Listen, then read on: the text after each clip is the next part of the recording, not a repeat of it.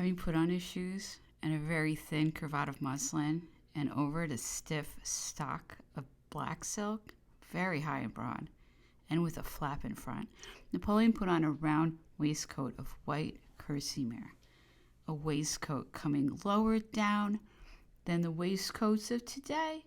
This waistcoat was reckoned with the knee breeches at 85 francs by the usual tailor Chevalier, at 64 francs by Lejeune, who in 1815 replaced Chevalier.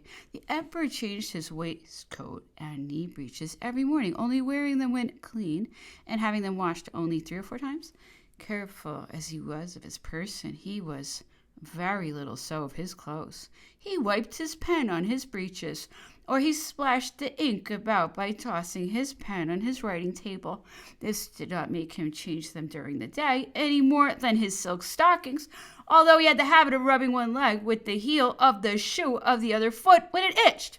The renewing of the waistcoats and knee breeches was a serious matter. 48 were to be supplied yearly, and they ought to have lasted 3 years, but there was always a deficiency. In 1815, on going through the wardrobe, there were only 74 instead of 144. The others must have been put aside. Over his waistcoat, he buckled on his sword belt. The shape of this belt changed at different times. The emperor tried a belt with buckles in the form of shields ornamented with eagles' heads, charged with the initial letter N, and each one furnished with an S hook in the form of a serpent. He had belts of purple silk, belts of black leather, belts of deerskin lined with gold. He even used light cross belts worn over his shirt and under his waistcoat, in which the sword was slipped into a simple loop of white leather.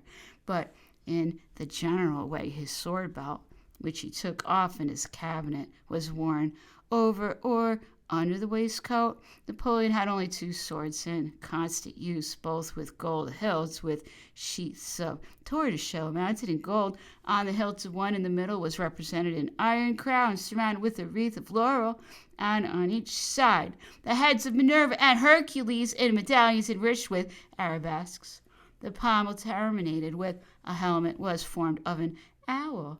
The bow, ornamented with eagles and bees, was finished off with a small antique lion's head. The guard, consisting of a reversed shell, was chased with a shield charged with an eagle grasping thunderbolts.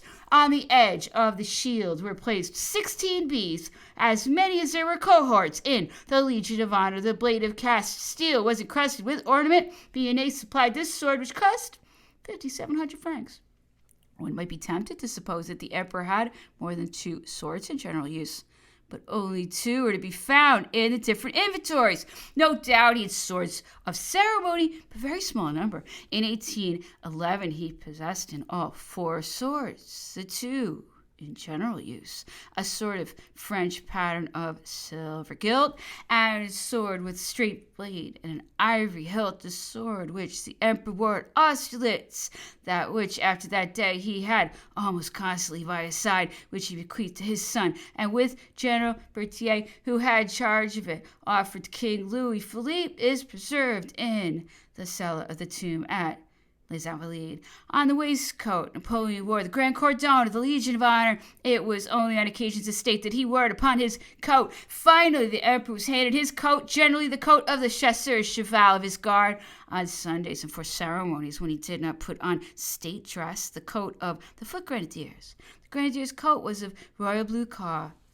The collar blue without piping, the lapels white, cut square without piping, the cuffs scarlet without piping, the flaps white with 3 points, the lining scarlet without piping, turned back, caught up and decorated with 4 grenades embroidered with gold on white cloth, the cut of the pocket long ways, marked by an edging of scarlet, the gilt buttons bore an eagle crown. The coat of the chasseur cheval was of green cloth, lapels pointed, lining of the same cloth, collars and cuffs pointed red, gussets in the folds green, piped with red, facing ornamented with hunting horns embroidered in gold, hussar buttons, bearing an eagle crown. Certain coats, among others, the one at the museum at Sens, have the buttons round and plain.